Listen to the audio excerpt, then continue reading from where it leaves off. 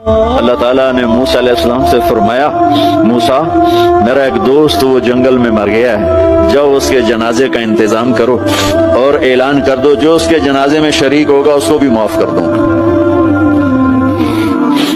کون؟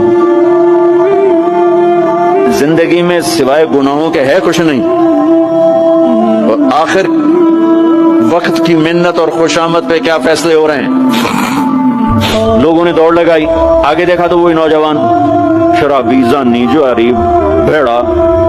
موسیٰ یہ تو وہ ہے جس کو ہم نے شہر سے نکال دیا تھا، تو یہ ایسا ولی کیسے ہو گیا کہ ہم اس کے جنازے میں آئیں گے تو بخشے جائیں گے؟ تو موسیٰ علیہ السلام نے اللہ سے پوچھا یا اللہ تیرے بندے کہہ رہے ہیں کہ یہ بہت برا ہے، تو کہہ رہا ہے میرا دوست ہے، تو میں کیا کروں؟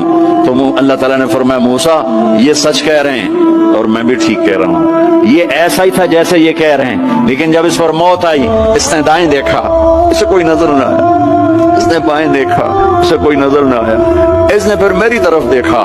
تو موسیٰ میری غیرت نے گوارا نہ کیا کہ جس کو سب چھوڑ جائیں